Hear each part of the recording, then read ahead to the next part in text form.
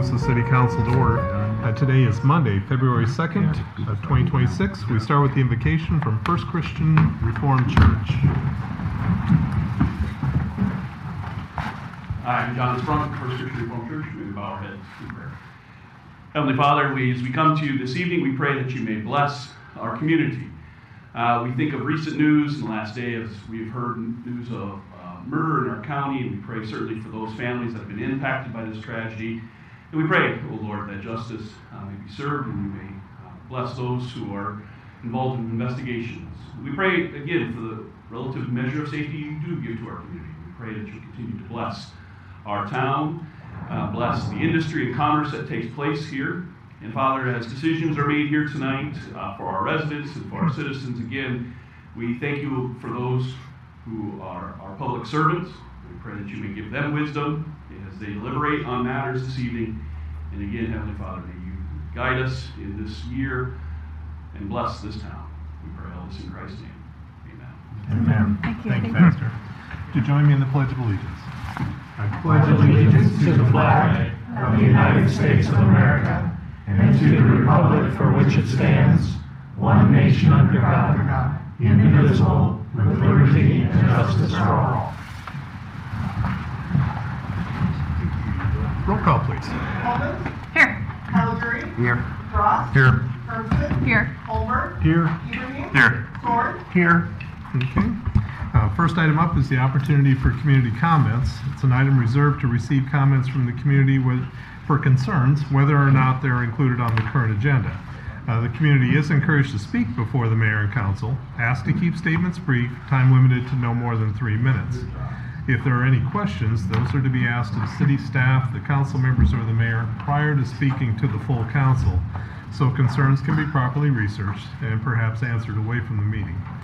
Comments to be directed to the mayor and city council only. Then we do have yellow slips that are provided before the meeting. If there was anyone that wants to speak, we do ask that they fill out that slip that has their name and address on it, and then I would call people forward. We haven't had any presented tonight, and so we'll move on from this item. Next is the consent agenda. These are all items that are routine in nature. They'll be voted on in a single vote unless someone wants to pull something off. There's a lot here. There is the property tax abatements going on for commercial, industrial, and residential properties. There's a resolution scheduling a public hearing for the vacation and sale of a 60-foot by 16.5-foot east-west alley adjacent to North C Street. That public hearing will be on February 17th.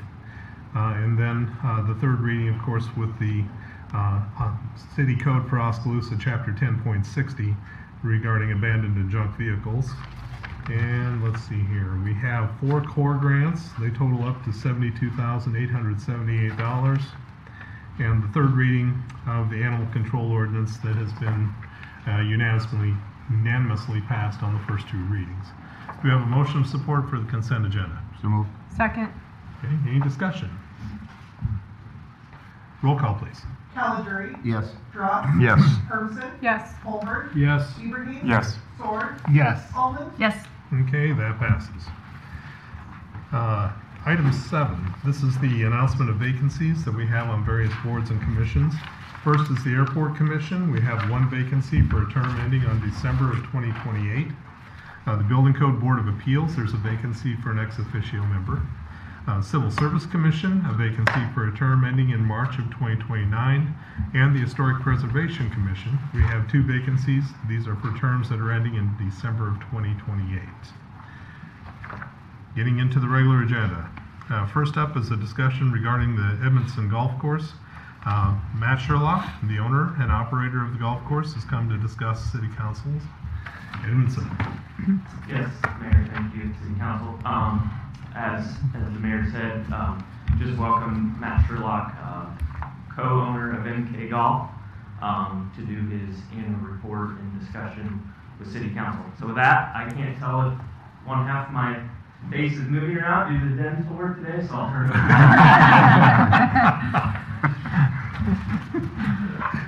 Takes all the pressure off of you, Matt. It's not working.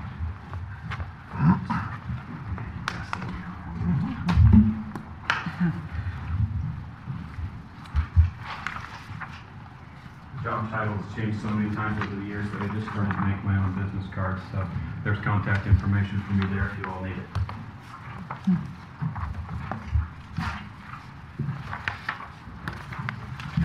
Thank you, Stu. Thanks for listing me as the co-owner of MK. The K is my wife, Candace, so probably good to give her some props, so appreciate that. Let's see, I've got an 8th grade basketball game going on tonight that my son's playing in, and my daughter's with grandma, so I'm going to read this to you. It's exactly what I printed. If you have any questions, feel free to ask them to me. If you have any questions, all of my contact information is on that little piece of paper. I'd be happy to talk to you about any of this information. So with that, I'm going to get started. I'm not going to be able to stay after my presentation. I got to go really grandma's so but if you do have questions, please communicate with me. Hello, members of the Oskaloosa City Council, Mr. Mayor, and all city staff members. My name is Matt Sherlock. My wife and I own and operate MK Golf Shops Incorporated. Thank you for your time this evening and for allowing me to come speak. I am here tonight to give a brief overview of how we operate Edmondson and Harvest Point Golf Course and what our relationship with the city of Oskaloosa consists of. I know your meetings are busy, so I will be as efficient as possible. And like I stated, I must also leave to pick up my daughter from grandma, so be efficient. If you have any questions, again, please ask. And in future questions, if you come up tomorrow, next day, whenever, don't hesitate to contact me. So I came up with 8 bullet points that I'm just going to kind of briefly touch on how MK and the city communicate. Stuart Tim here and I started communicating, I'd say roughly over a year ago, and the only reason for that is all of my previous communication was directly with city managers. Michael Schrock and I had a good relationship. He was a golfer, so I would communicate with him on a regular basis. Mall, I set up an appointment when she was new into town and came in and discussed how we operate there too. Had a very good relationship with Sean, and Stu is a great liaison there. All communication was with city managers because Stu's position just didn't exist. I also feel contacting all of you directly, all of you council members directly. I mean, I have no issues with emailing or calling any of you. Please feel free to do the same for me. A brief overview of our management agreement.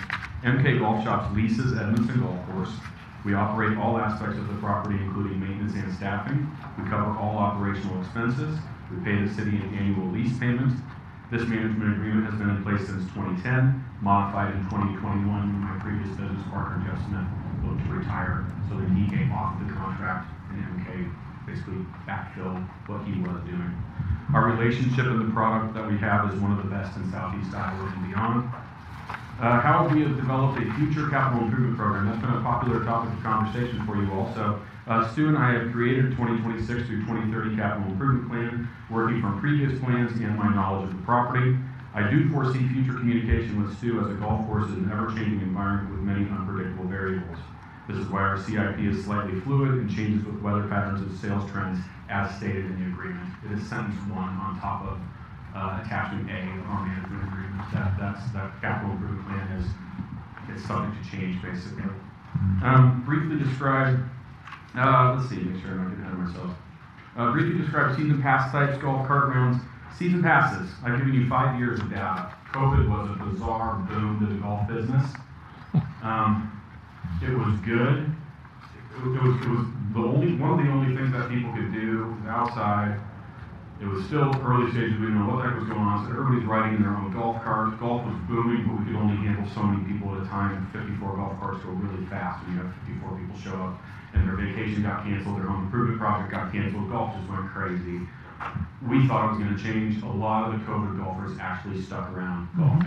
And if you look at the data, you'll see in 2020 season passes 285, 2021 363, 2022 327, 2023 371, 2024 370, 2025 428.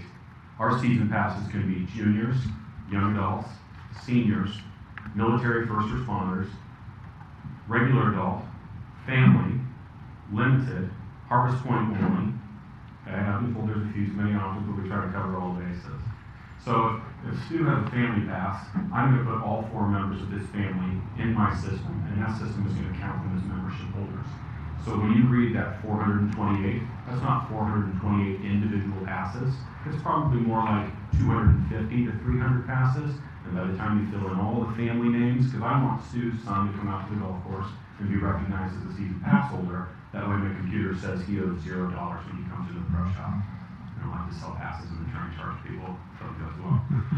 So that's kind of how those numbers are compiled. Golf cart rentals, 2020 through 2025, 15.2, 15.7, 15.6, 2023 big jump to 17,440, 24, 17,434, 2025, 1793. You're starting to sense a pattern that each year we just keep doing better than the year prior.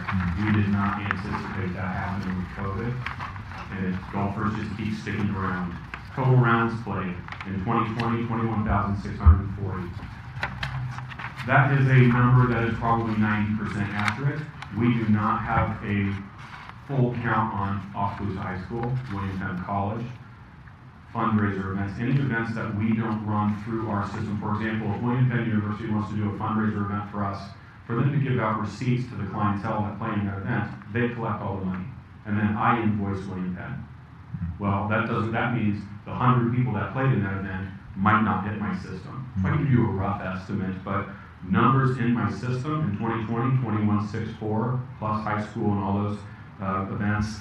2022 or 2021, we did just over 22,000, up 1.7%. 2022, we were down 0.4%, at 21,932 rounds. 2023 saw an 8.1% increase to 23,702.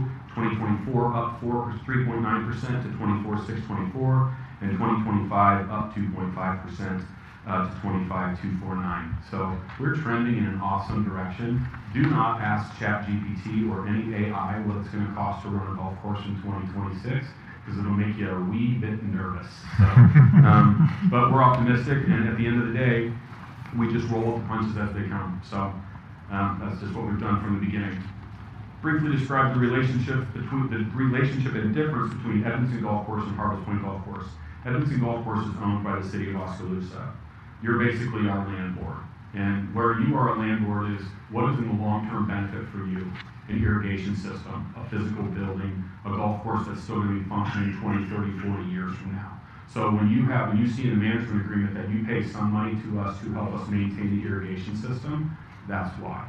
And that way the city has a viable product for a long time. That's been the plan since 2010. It's been working pretty well. Harvest Point Golf Course and Driving Range are owned by MK independently. So we bring that property into this agreement to make the facility that we have. I don't know if Oskaloosa needs a 27-hole standalone facility, but that's what we have. So that's what we grind out every day. Acceptable use of all properties and customer expectations. We have never had a formal set of published rules for the facilities. You go on our scorecard and you're going to see some golf etiquette rules about pace of play and repair ball marks and divots and that kind of stuff, but never a document that I have sent out or publicly made available to all of our daily customers and all of our season pass holders. And I'm going to develop that in 2026.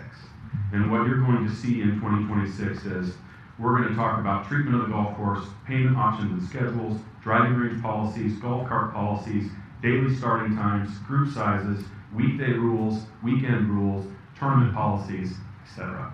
I have all that. It's floating around up here with the gerbil running around somewhere, but I think we should just get it in print, and that way we've just got it to stand on if we ever need to. Briefly describe where we get our irrigation water and why it's important. The water at Edmonton Golf Course is reclaimed water from the city treatment plant. The only time that I really kind of panicked a little bit was when you guys were talking about a new sewer treatment plant. Great. It's a little pricey, but great. But that plan, I think, would have impacted the water in the golf course.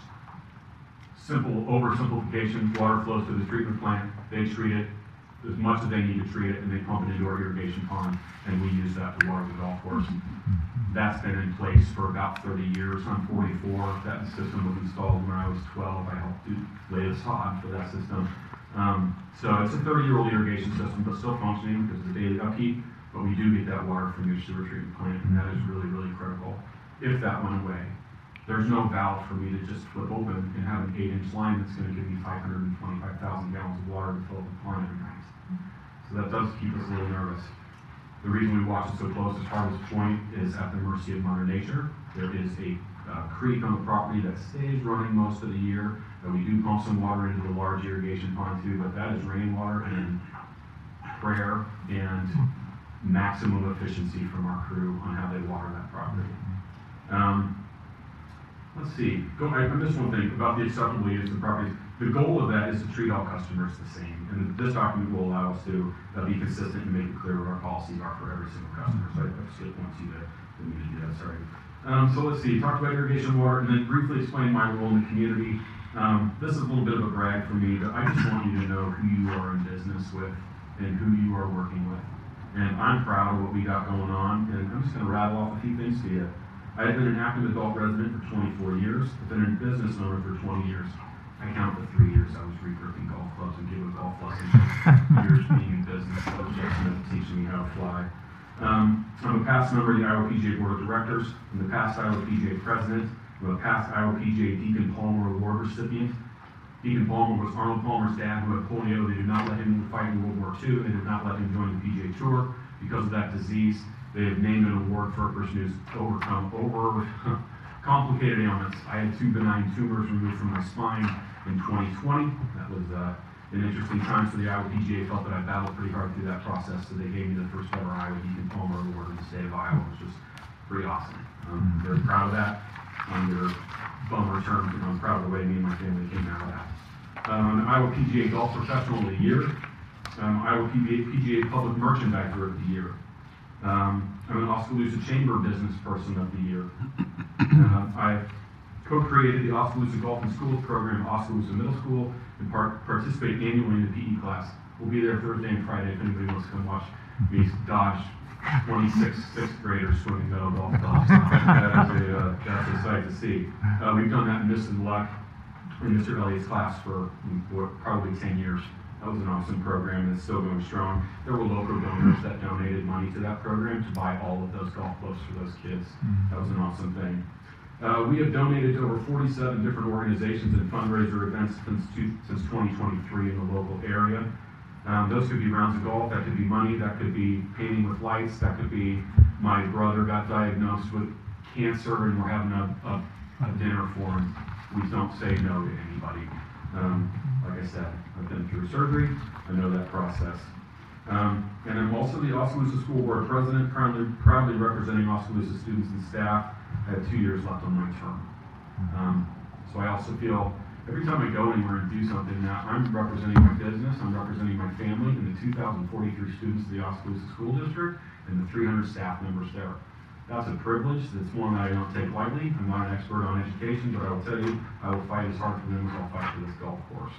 I am fully committed to supporting Oskaloosa, including its families, local business, my own business, our schools, and the future of this community. Thank you so much for the great partnership, and we look forward to many more successful years with all of you. I'm sure I missed something. I'm thinking right now about 3 things I wish I could have said to all of you, but very much waiting for me. So, again, if you have any questions for me, thank you so much for the opportunity. We're proud of what we do out there, and Stu and I are continuing to work on the capital improvement plan. I know you guys had some questions when you first saw that about some pricing of each of those individual items. Be looking at from me and from us coming soon. Okay. And I think, on that note, some of that will be discussed tomorrow night at the budget workshop. So we can kind of get that plan finalized and once City Council gives direction. Okay. Sounds really good. Same thing. No? Okay. Thank you, Matt. Thanks. Thank you, Matt. Thank you. Good luck tonight. Item B. This is to consider approval of a payment of $39,977.38 to Terracon Consultants for their services completed for the natatorium at the Early Childhood Recreation Center. And we have received the invoice for services rendered related to the natatorium, which is concrete and soil testing, helical piers inspection, and rebar placement. Do we have a motion of support for this? Moved. Second. Any discussion? Roll call. Whoops. Sorry. Before, we had a change on the agenda. The task order should be approved first before the meeting. Oh. Task order? So Yeah, item task B order and then- should be plain. Oh, okay. Can we, okay, so let's table what's already been motioned and seconded, and then go over to C. Item C is to consider a motion to approve the task order. The city approved a resolution for professional services back in April of 2025. And so Terracon services are expected to include helical pile observations, earthwork observations, compaction testing, rebar, reinforced concrete special inspection, concrete testing, masonry inspections, and structural steel and precast connections, special inspection there. So do we have a motion to approve the task order number 1? So moved. Second. Okay, any discussion on it? Roll call, please. Dross, Yes. Hermsen, Yes. Holbert, Yes. Ibrahim, Yes. Sword, Yes. Holland, Yep. Caligiuri, Yes. Okay, that passes. Going back to B, anybody want to pay for it? We have a motion and a second.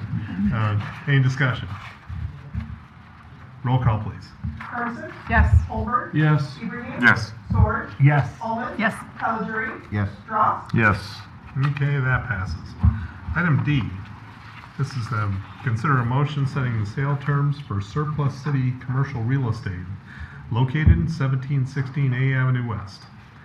So the demolition and site cleanup of that abandoned property at 1716 A Avenue West, it says in the agenda should occur in the coming month. I believe it may have already happened, or at least much of it. Surplus property can be listed for sale for redevelopment. There has been interest on this from 2 prospects so far, 1 commercial and 1 residential. The typical property disposition process would have limited reach and success getting people to bid on it. So to help sell the property for redevelopment and to reach more buyers, the site will be listed with a real estate agent. Council to establish the terms for the listing, including first of all the sale approach, where there will be guided proposals from where an agent prepares a detailed request for proposals, schedules the tours, arranges the final presentations to council. That could take several months. The cost is commission plus fees up front, or standard listing, which is less expensive and will get the property on the market sooner. That would be a commission-only deal. We do need to discuss listing price. The previous owner previously listed the property for $500,000. The city costs to acquire and demolish the property, we've got about $62,200 in it. And then if there's any property or use restrictions, and then what kind of a deadline we need to have for that offer. Recommendation from the city manager. First, let's go with a standard listing. Get it out there, look for offers. Second, a low minimum price. Consider that the city's costs, but keep price low enough to encourage a lot of offers. Everything would be considered. Number 3, special restrictions that if it's sold below market value, there's no resale for profit. You would complete development within 18 months, and the development would have to meet or exceed accepted and adopted code standards, and it would be open to all incentives. And finally, a deadline to be determined by the agent. So, with that in mind, is there a motion that we have regarding setting the terms for this sale of this surplus property? I'll motion. Okay, and following the recommendations per the city manager, is that correct? Okay, you got the second, Joe? Yeah, I'll do the second. Okay, any discussion? Yeah. Sean and I, we talked about this. The property, did you take care of, because that property also went across Suffolk Road. He's going to explain. That's correct. There is a small piece that goes across Suffolk Road. It's not reflected on this map, but it is on the south side there, and that's something I think we would need to address. The idea we have at this point is to do a land swap. You can see that little triangular cutout on the north side. The city does not own that triangular cutout as part of the Crystal Heights property. And conversely, the city owns property on the south side of Suffolk Road that is visually part of the Crystal Heights property. We would like to do a swap to resolve that issue. So that'll affect zoning, right?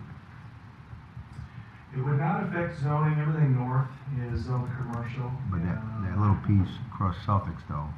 Across Suffolk Road, if I recall correctly, I believe that is zoned residential. But with the swap, I think the zoning is Oh, okay. And Mr. Mayor, if you have other questions. No, that was. I do have a clarification. I handed out a corrected memo sheet. Yeah, I was looking You at have with just a couple changes.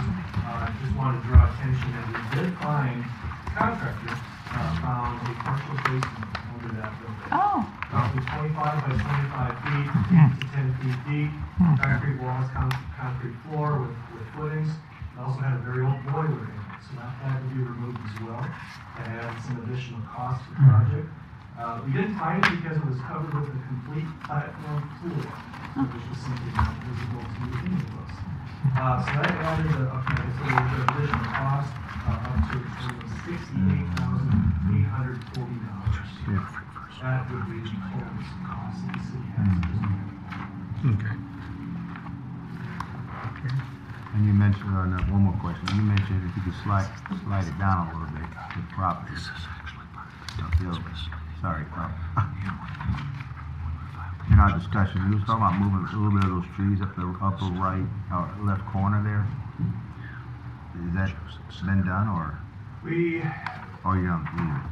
Our goal at this, we were hoping to be able to remove the majority of those trees at that northwest corner, but you can see the topography on this map. Yeah. Those lines is Yeah. a 2-foot drop. Yeah. If you count those lines, you're somewhere around 12 to 15 feet at that northwest corner. Yeah. The contractor mentioned to us they will do what they can, but they're not going to be able to take their equipment safely down that slope. Yeah. So we're going to be able to remove all of the trees where those volleyball courts were at Yeah. one time, immediately west of the building. Yeah. But you can see where that property drops off pretty drastically. We will not be able to clear trees with the current contractor at this time. And that parcel's about 3.5 acres. The usable piece is just over 2, I think. Is that right, Sean? Probably. That's what it looks like. Yeah, Yeah. with the setback, like Yeah. in the wooded area.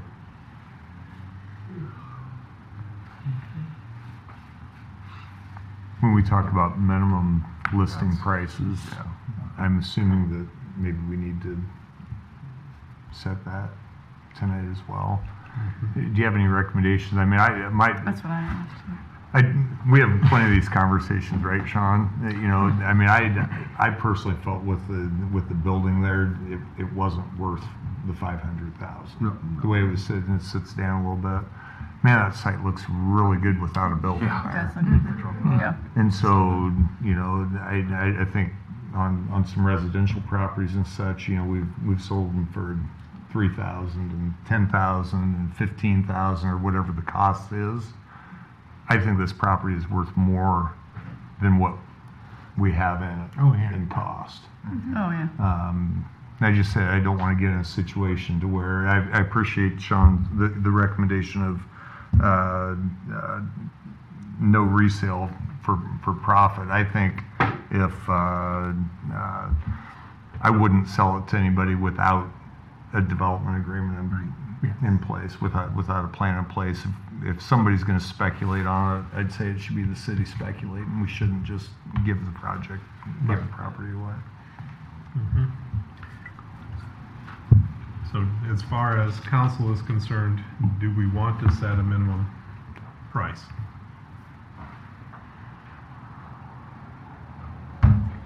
Or do we set just set a price where this is our minimum? But I mean, I know I've had 3 or 4 people call me about the property already. So maybe you guys have too, but I know at least 3 or 4 people. I know 2 people that are for sure going to put a bid in. So do we just put that we want to have an X amount of dollars, but I mean, sky's the limit. I mean, if somebody wants something bad enough, then Yeah. Have we had any input from any realtors about it? Market value and that kind of thing? I had input from one realtor. And this was just an initial conversation. And again, so you're aware, we do not have a realtor in place. Which was part of my other We're seeking proposals. We've reached out to 3 so far. All are waiting to see what the terms are that the council wants to establish. So once we have that, we'll go back and we'll narrow down the selection. But the initial conversation I had, this was with a local realtor, their suggestion at that point, based on the available information, was to follow the previous listing price of $500,000.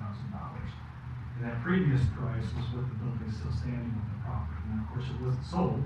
It was going through the court process in the city at the time.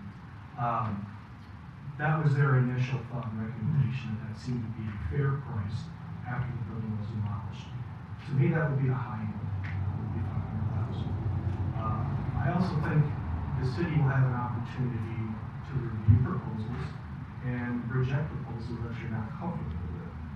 And I think this could be an opportunity, if you're comfortable and willing, and you're not faced with significant budget pressures, we're going to lower that price to increase our opportunities and hopefully get more bids, which could, in theory, allow us to be a little choosier with what we get in a development agreement situation. So what's the value of the land itself That's what I asked. Yeah. on the beacon site? Do you know, Yeah, you look that up? it's lower than 500. It's been a little while since I've looked at that. If I recall correctly, and somebody feel free to look it up, but I believe it was somewhere 200 to 300,000. That tends to be on the low end. Yeah. Yeah, land It is shows, always by the way, valuable. 255,860 is showing the total assessed valuation on the website now. How much? 255, 255. 255,860. When Quickstar was coming, I was doing some research on that site there, even before Quickstar started building. But somebody got heard that Quickstar was coming, that price went to 500 from 250, thinking Quickstar would also buy that too. So, but whatever. There are some challenges with the site. It's low. Yeah. It's quite a bit lower than the as you saw, it drops off on the west side. But it also has some advantages with utilities. Very much so. Yeah. Yeah, we know all these buildings will fit in there.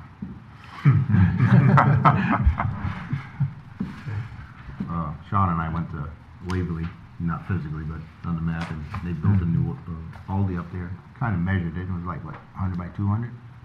Something like that. And it was just curious. Yeah, it fit there at the bottom right corner, kind of in that area. Plenty of parking.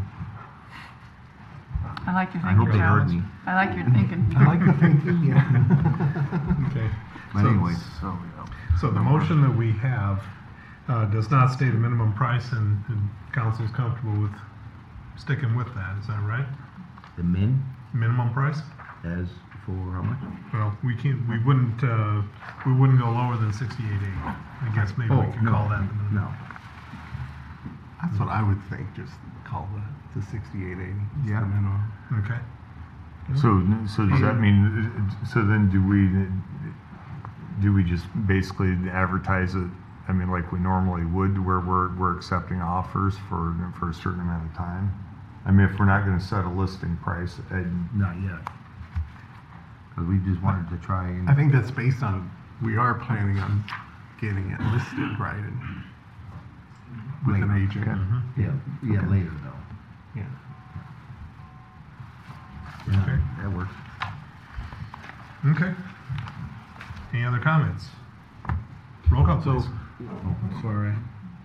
Just let's restate this motion, what we're voting for. So this is the standard listing with a low minimum price, but no price has been set, correct? Mm-hmm. Are there any special restrictions? I thought we Does said we the wouldn't. no resale for profit? I thought we said we wouldn't Yeah, I- take less than what we have. In 18 months, I think Yeah, so complete development within 18 months. a development, Yeah. I would like for it to be a development agreement. Yeah. I think there's another item on, we've got another lot that we had sold that didn't get executed on, so, we're looking to give them an extension later on in the agenda, but I think property of this size, of this value, with the potential it ought to Needs have to be locked a in, development yeah. agreement that you will do this. Just like the property we. We'll need Nathan to write another 42-page agreement, Sean. Like But I just want to make sure the property we did on understanding, 8. we're not going to take less than the 68, With, correct? We're not going to take less insurance. than what we have. Yeah, I think we'll be it was surprised. I just- think we'll have, I think It's it'll like be. that property we done on A Avenue with the insurance guy. We did an agreement. Wendell? Window. Mm-hmm. And I have one more question, Sean. How will we advertise this? Facebook, Herald, how will we advertise this lot for people?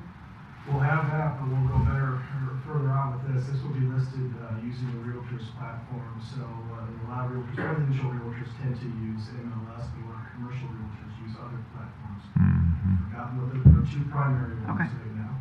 I should remember what they are, but it'll be nationwide. It'll go on realtor.com and all the other apps as well. Much larger reach with this approach. And I'm assuming a 6-foot sign, or not just a typical, there'll be a fairly decent sized sign in front of the property so that people will know that it's, okay. Yep, absolutely. Other questions? Nope. You want me to read the motion? Go for it. Okay, let's do that. So it's a motion to set the sale terms with a standard listing, a minimum price of not less than $68,840.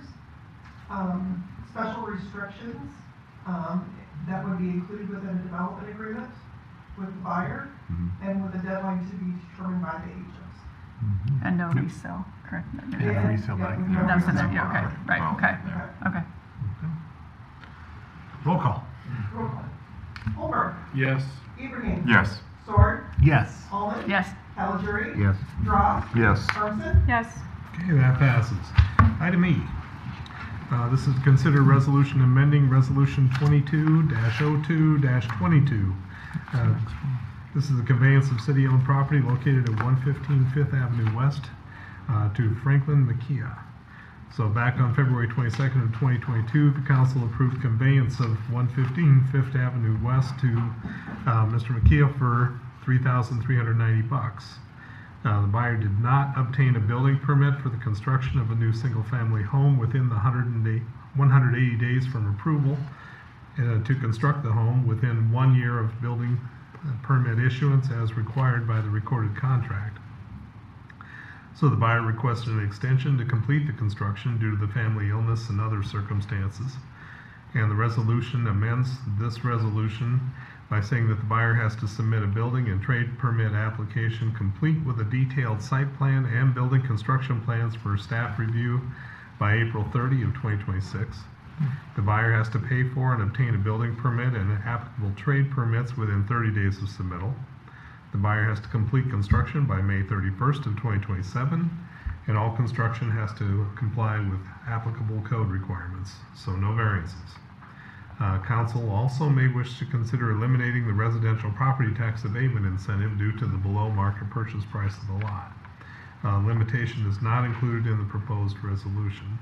So need a motion here, and then also comment on whether or not to make the recommendation on the residential property tax abatement being not offered. Motion to extend, but then remove the tax abatement.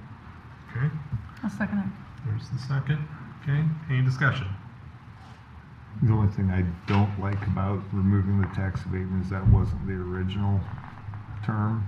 And I know that we're like 3 years late on this, but if, my opinion, if we eliminate the tax abatement, then we should probably, it almost makes me feel like we should resell it or go through that process again.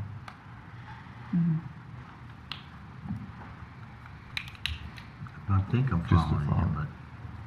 So we sold it for whatever amount for $3,000 and with really no restrictions other than he's supposed to build a house. Right. Right. He didn't build the house. Oh, okay. So Yeah. if we're going to extend the existing agreement, Right. So what if he decides to build a house then? in Janet's motion, then he does not get the tax abatement. Was it available to him in 2022? Mm-hmm. Yep. 4 years ago. Yeah. Okay. Just a procedural question. You know, again, we're now 3 years later. Just curious how we track these, and we don't do them that often. We're 4 years later now. Yeah. We're 4. Right. That's what I thought. How we track it. Right. The agreement was approved in 2022, but the construction deadline was a little bit more than a year and a half ago. Mm-hmm. So yeah, we're that far behind. And it was just a review of my files to see No. what I missed. Oh. I got you. It's legit. And was there circumstances that maybe were unforeseen that the reason it didn't get built? I mean, is there any? He mentioned family illness, wife's illness, and they were just, I think they just simply missed or forgot about the deadline. They were still planning to build, just forgot about the deadline and asked for a copy of the paperwork when we received those from the city. So they are still planning on building then? They are, yep. This extension would give them more time to do that. And if you approve this resolution, that would be required. Okay, I guess I'll change mine. I think Yeah, I can amend mine. I can amend mine motion. also. Do they feel like they're on track to meet this current deadline? I mean, besides like they're planning to build, do they feel they can meet the deadline? I would say that I am optimistic. They have not provided a copy of any plans Sure. For the property. I think they still need to do the design and come up with that site work. But I'm confident that they are willing to give this an effort. Good, okay. Well, I think with the agenda item in my iPad isn't working, but I think it says the deadline to submit plans and apply for the permit is April 30th of this year. Yes. So, I mean, again, I'm okay with doing just a straight extension, but come May 1st, if we don't have a permit pulled, then we're done, right? I mean, then the contract would revert back to the city. In point of fact, we've already served a notice of forfeiture of real estate contract on, which prompted them to call me up Okay. and request it, and I steered it, Michelle. Okay, So, great. yes. Okay. So we have the motion where the property tax abatement is still allowed. Any further comment? Roll call, please. Ibrahim? Yes. Sword? Yes. Holman? Yes. Calgery? Yes. Dross? Yes. Hermson? Yes. Holbert? Yes. Okay, that passes. Item F. This has to consider a resolution approving amendments to the agreement between Strand Associates and the City of Oskaloosa regarding professional services. So we have Amendment 5, Task Order 7040.015 to the Master Agreement for the Wastewater Facility Plan. The task order modifies the agreement by a total amount of $1,340,000. It includes $995,000 for 100% final design phase services and $345,000 for the bidding phase services. Item was previously presented in November of 2025, but we didn't approve it at that time because of a contract with McClure Engineering to provide a review of the current facility plan. Staff is bringing the task order to the council again now that the report's been presented, and council will need to determine if the agreement should be accepted as is or with modifications based on the McClure presentation. Staff discussed the contract and some of the proposed value engineering concepts which McClure had brought up and are agreeable to integrating them into their design if desired by the city. If the city does integrate those designs, Strand will need to make additional amendments to the design contract in order to implement them. So there would be additional future task orders required to complete construction oversight. So staff is recommending approval of the amendment to the task order as presented. Start off. Do we have a motion to that effect? I'll make a motion for the amendment. Okay. I'll second. And there's the second. Okay, so we had the McClure presentation that took place. There were some value engineering considerations that are tucked in there. And so, as this stands right now, it would be okay to go ahead and make this vote. Is that correct, Sean? Yeah, so my recommendation, or the way I'm presenting this to council is that we would be approving the contract as it's written with the understanding with Strand that I've discussed with them already, that we haven't made a decision on whether or not to implement those value engineering decisions, that they would put together something a little bit more formal for us to review, and we could bring that back to the council at the next meeting and make a more formal direction for them as to whether to implement them or to just continue with our current plan. But again, it would potentially require an additional amendment, but it would at least allow them to continue their design work and and get our construction schedule back, back to what we did. Okay. So absolutely retains the flexibility for the value-added engineering if we so choose in the next, let's say, 30 or 60 days. Yeah, and ultimately Strand is going to follow the design decisions that we make. It's just a matter of what additional amendments they might need to make to their design in order to spend the extra time required to implement. Sure.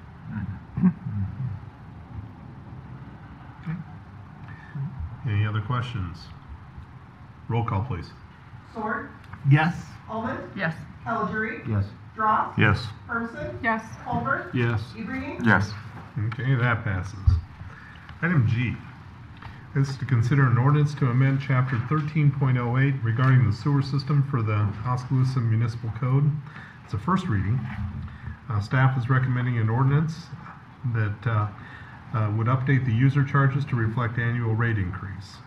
Additionally, changes have been made to the user charges for industrial sludge deliveries, both to update the rate and to add clarity regarding the procedure for accepting industrial sludge. A full document showing the changes is attached to the item. It can be summarized as follows. 13.08.570, subsection A, updated to reflect a 4% increase as per the cash flow documents that were presented to council at the December 15, 2025 study session. The new rate would be a minimum charge of $26.04 plus a charge rate of $10.85 per 100 cubic feet of water. And subsection F, rewritten to clarify that the sludge hauling fee is for the city's cost of accepting the sludge, not for the city to collect sludge from a business. Also clarifies that the city will not utilize its equipment to collect the sludge, and that we have the right to sample and reject the sludge loads before accepting them into our plant. Fee has been updated to add a 9-cent per gallon charge for sludge loads and any direct costs that are incurred directly from accepting the delivery. Do we have a motion of support on this first reading? So moved. Second. Any discussion? Yeah, just to clarify, the in section A or subsection A, let's say, the 4% increase is just illustrated with the minimum charge of $26.04 plus the rate of $10.85 per 100 cubic feet. Is that correct? Yes. Okay. Yeah, that's just what that calculation comes out. Okay.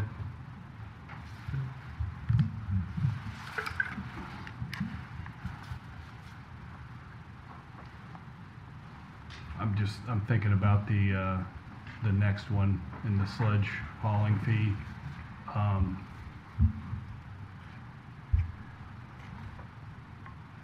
What is it currently? So currently there's the change that's being made to the sludge hauling fee. There's two aspects of it. One is that currently we have some businesses that were going and collecting the sludge directly from them at their facility and hauling it back to our facility to accept it. And truthfully, I don't think that's really the way the code is written is intended to be utilized. So it's adding some clarity to that. So in a sense, a business could make the argument that we're increasing the fee because they're having to incur the cost of hauling it. I don't really view that as what this change is doing, but that's the reality of what it could mean for a business. The 9-cent per gallon is something that, in looking at some other communities, they did a similar thing. And the purpose in that is that when we receive the sludge loads from businesses, the suspended solids and the thickness of that are two aspects of it that are kind of work independently of each other. The suspended solids is how much physical solids are in the total sum of it. But if we receive a very thin sludge, if that concentration in that liquid is very low, it creates some logistical issues for how we take that in and how we process it. And so we've seen other communities that have a per gallon cost in addition to the suspended solid cost, and that incentivizes the business to get that thicker sludge before they send it to us by directly having the cost associated with just the volume of liquid we're accepting. Thank you. Good questions. Any other further comments? We have a motion and second on the first reading. Roll call, please. Olmich, Yes. Calgery, Yes. Dross, Yes. Herman, Yes. Holbert, Yes. Ibrahim, Yes. Sword, Yes. Okay, that passes. Item H. This is an ordinance to amend Chapter 10.68 regarding bicycles in the Oskaloosa Municipal Code. What this basically does is say that we don't have to license them anymore. We have a motion of support for the second. So moved. Second. Okay. Those Roll. licenses anymore.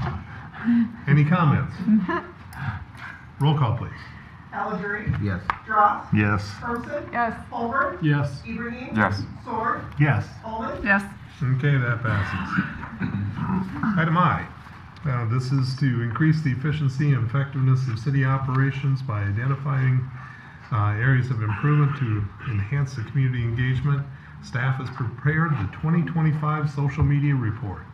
This summarizes the city of Oskaloosa's social media activity over the last year, outlining how social media was used to share public notices, provide information about city services and policies, engaging with residents, sharing project updates, and highlighting positive news throughout the community. And highlights also some ongoing efforts to improve public understanding and increase engagement. Got something you want to add to that? So every month we meet Sean, Cammy, Alex, and myself, and we just discuss, what posts went really well, which ones are not doing so well. It's just looking at, there's a lot of data we can look at to, make determination, should we adjust our approach with social media posts and whatnot. If you were to look through this report, it talks just the benefits of social media for local governments. Of course, it's a really important, huge way that we communicate with our residents. So you'll see that on that first page. So the second page just talks about the ways that we do it. So there's notices that we provide to residents, project updates, just engagement approaches where we're just doing something fun with residents, like a snowman competition or that sort of thing, and then informative posts. So there's different approaches that we take. And then there's just some additional information about understanding social media. But I thought you would find this interesting towards the end here. You've got the report itself, and then you can see the specific posts that we have. So on that first page, one of the biggest one was the proposed property tax levy. People are interested in that topic. There's views and reach. So views is how many times someone clicks on the page. Reach is how many individual people went to that page. You look on the second page, there's the Officer Isaac Kirk swearing in that had 17,000 views. Brush dump, people like the brush dump around here, that had 4,000 views. So they really love the brush dump. Sidewalk shop contest had a lot of views, so that's just that fun interaction sort of post. Special election, that was interesting to people, not surprisingly, right? That was fun. So, 3 elections in a year, right? I think the biggest one was the North Arrows, the Jefferson Lot project that had 114,000 views. Wow. So it tells, that's a lot, but people are very interested and excited about housing, and when you see those things happen, What so was the band? that's really, really cool to see. And it's kind of surprising, like that's a lot of views from a post from, a city our size. Really cool. Hubble Realty was way up there too, 65,000. Again, people want to see housing. Chicken. Chicken. I have to point out here, chicken ordinance. 21,000 views. Wow. People, yes. We're really interested in that. So at the very end, you've got just over 1 million clicks, 500,000 viewers. It's a lot. It's a lot. That's a lot. And then we're seeing, several hundred new people that are subscribing to our social media posts every year. So it's just good stuff. I thought you'd enjoy seeing it. Thank you. Good. When we talk about how do people get their information, Yeah. there you have it. Right. Any other further comments? Moving on. I don't mind. Item J, this is to consider consider a city council pledge. The purpose is to demonstrate council's commitment to professional, respectful, transparent local governance.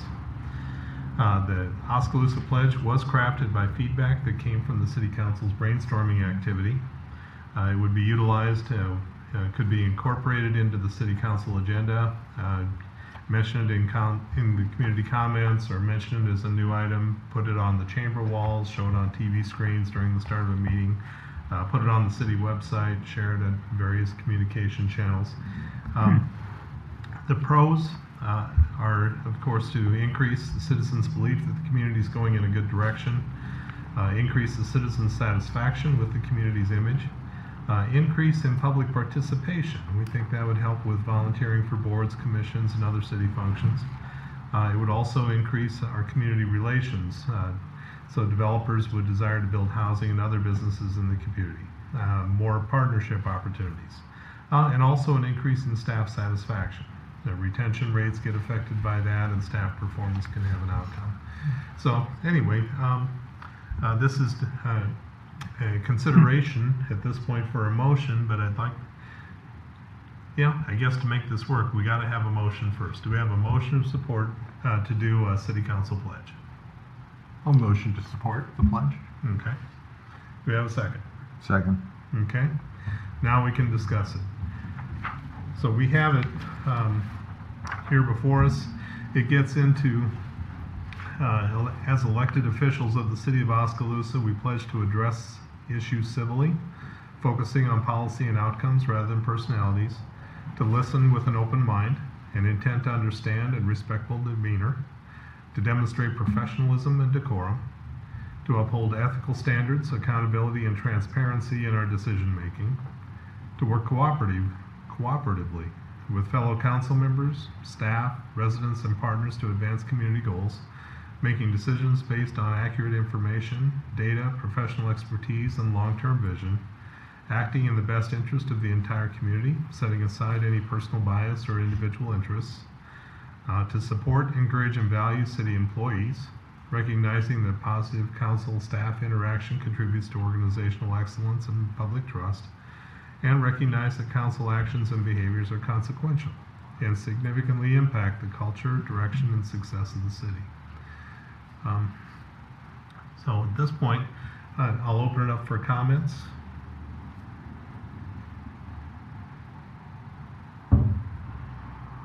Okay, hearing none. I think from my standpoint, I might have said this when we talked about it before. I read quite a bit, and you read books by John Gordon, Patrick Lencioni, those types of writers, and most of the time when I read those books, it's nothing new. It's nothing I haven't heard before. Mm-hmm. But sometimes it's good to just have it in front of you and read it and see it just as a reminder. Oh yeah. Mm-hmm. Mm-hmm. And that's kind of the way I see something like this. Is it's things that we do. I think we do it well, but sometimes I need slapped upside the head too. A lot. It's just a lot, Joe. Yeah. We'll go with a gentle reminder. I like the general reminder. Yeah. Much better than slap upside. I'll make a comment. I talked to Sean about this. By nature, myself, that's me. I dealt with a lot of people throughout the world, different things, different organizations, different countries, working with a lot of different people, and you just be yourself. Don't need to be yelling at each other, things like that. Yeah, be transparent. There's things I don't agree with, but doesn't mean I wouldn't work with you. As long as I've been on council, I think I had to bite my tongue once. But sorry, Joe. Overall, I think we do well. It can get a little heated, but that's human nature. Yeah. But you just gotta try to tone it down and have those good conversations, and move on. My one recommendation or suggestion is, instead of a sailboat, could we incorporate the burst so it is back with the theme? of our city. Yes, we definitely could. I like that. Great suggestion. I like the boat. I build boats. There's not a lot of water around here, Joe. Ponds. Of the different ways, if you decide to go forward with this, would you be interested in putting it up on a TV screen? Would you want some sort of, how would you like to use it? So You can put it on the website for sure. yeah, I think on the website, I think my only thing is I don't want this to get like watered down, if you will. I don't want to just be there over and over again, talk about the pledge again. Like, Right. I mean, Right. I want it to actually have some substance and some gravitas, if you will. So again, if it's that we take, not take it once a year, but where it's something like, hey, here's our, Yeah. reminder, and everyone can Or see maybe it even somewhere. But yeah. Just before the meetings, have it up on there. And I know, you go to Pet, like you said, they read it and then you can just see the people are just like, ooh. I mean, just maybe just, yeah. More for awareness rather Yeah. than reading it out loud all the time. Yeah. Yeah, I don't need a pledge like we do the Pledge of Allegiance every week. by No. any means. No. No. I like the idea of having it on the screen before the meeting, and maybe an annual reminder, Yeah, maybe it'll be good. something along those lines. Got some flexibility. You capture the content that so Alex took the first step for us here during just taking the feedback that we had from the brainstorming activity, and then I tried to add into just trying to capture what everyone thought. Is the content, do you like the content? Is there anything that you would like to change? We could certainly modify it too, if there's anything that is needing modification. No, I mean, to me, it's a lot of common sense. When I first read Yeah. it. So yeah, nothing that jumps out. I think it's pretty comprehensive. And we'll probably revisit this a year or so afterwards too. Then. Okay, we got a motion and a second. Roll call, please. Drops, Yes. Hermson, Yes. Holbert, Yes. Ibrahim, Yes. Sword, Yes. Almond, Yes. Calgery, Yes. Okay, that passes. Very good. That gets us, I believe, to the end of our agenda. So, reports from staff, city manager.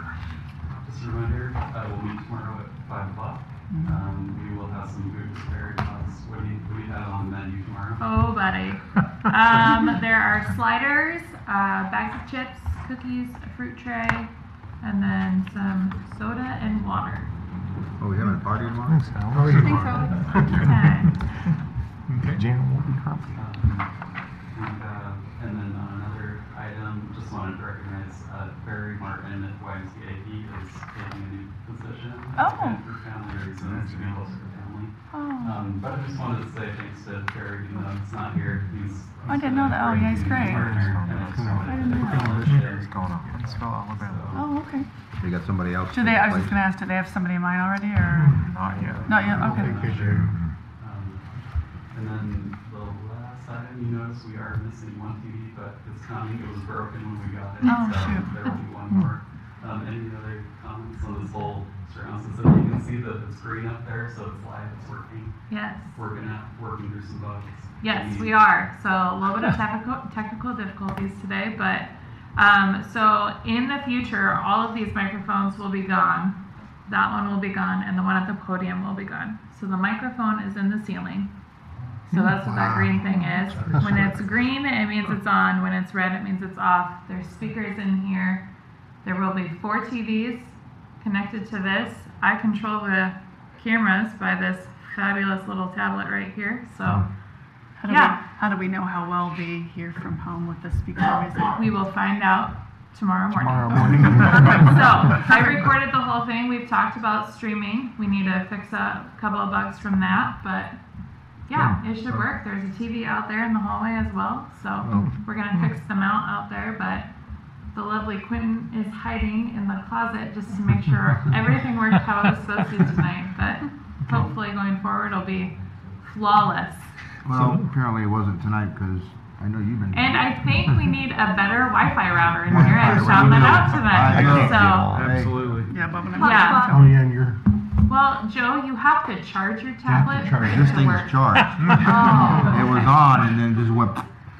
I think there's operator We error. was I'm getting at 80%. Oh, yeah, the Wi-Fi. We was getting a Wi-Fi thing up. I think we need a because this is connected via Wi-Fi as well. So it is in the budget to get new Wi-Fi routers, Wi-Fi extenders and stuff like that. Yeah. Because at home I That's can a good open up all the demonstration attachments. tonight. Yeah, Yes. very good. So the TV that's out in the entryway, how does the sound come out of it? Does it come out of the TV, or do they have to hear it It from in doesn't. here? So what we could do is we could put a speaker out there that would amplify this. I guess it kind of depends on how many times we have people out there or not, but it doesn't come out of the TV. Okay. So, yep. Okay. Speaking of speaker and amplifying, I think I hear a little bit of an echo right now. Am I I do the only too. one? No, Yeah, speaker no, I do right too. back here. What about now? They could do a lot of tweaking, and that's actually a concern I brought up, is I do not want to hear my own voice. It's distracting, you know? Yeah. Yeah. So, I think, one thing we could do is turn off that echo here. But, the key thing is we just want to make sure we can hear each other. I think that's where sometimes there can be a problem, but we'll fix that. Okay. Tweak it. And the TV out there, we are getting a different mount, so it will close up against the wall. Right now it's kind of pushed out. We'll fix that. Okay. Anything else? Okay. City clerk? No, sir. City attorney? I would have nothing, thank you. Okay. Council members? Javin? Nothing. Okay. John? Nothing. Yeah. Did you guys spend Saturday evening, I don't remember now, but on J Avenue East, not police fire department, I'm sorry, I'm looking at the water guys. Was it Saturday evening? Saturday, maybe, I don't think it was Sunday night, Friday night, Saturday night? Yeah. So, I thought you did. You guys were out there in freezing cold, Yeah. which is what happens certainly when there's a water main break, but It was cold. I'm sure it was, and I appreciate the heck out of you guys and your staff that was out there taking care of residents in that section of town. Thank you. They all worked, they rotated out, trying to warm up. You guys had. I bet it was tough. Nothing goes good when it's cold. No. Yeah. If No. it's routine, it takes usually. Takes forever to Takes get. 6 or 7 when it's cold. You guys had 2 breaks, right? We've had 7 or 8. Oh, I only heard about That happened to be in a neighborhood that I was in, and so it caught my attention, and I knew it was not a short repair, so I appreciate what you guys did and taking care of the All citizens. these guys, I got a great staff. That's for everybody, for sure. And I also, again, want to thank our first responders for what you guys do. They find a lot of our stuff. That's probably good. Need to fix the That would be water. all for me. Okay, thank you, Andy. I have a couple of things. Thank you to our utility workers and then also our first responders. Appreciate everything that you guys do to keep our town safe and moving. The Chamber Awards are this Friday afternoon at the Trio, so look for those award recipient winners. It will be on Facebook, and then also it is Oskaloosa Main Street's 40th year this year, so that's really exciting. We are the 3rd oldest Main Street in Iowa, so that's something to be proud of because not every Main Street holds its accreditation for that long, so to have that privilege and honor is quite amazing. So. I just think we talked about Lori coming back to talk about the wastewater plant. I really think maybe she should do a full study on flows and loads and sludge, and with a little encore performance by Sean. I mean, I am so ready for that. I can't wait for the next study session. So that's it. I think there's some sarcasm. Yeah. I've got nothing to say. Okay. On that note, just on the next study session, the next council meeting, we have the golf group coming. For timeliness, do we want to maybe put this discussion on the next one and then push that back?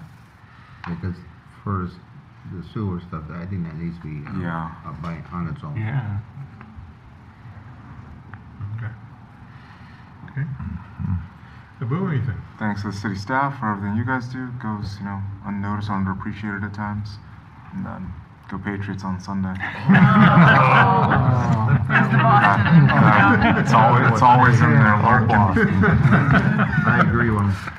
I know, Joe's one of us. Don't let him fool you. Yeah, okay. So, anyway, tonight's been a tremendous meeting.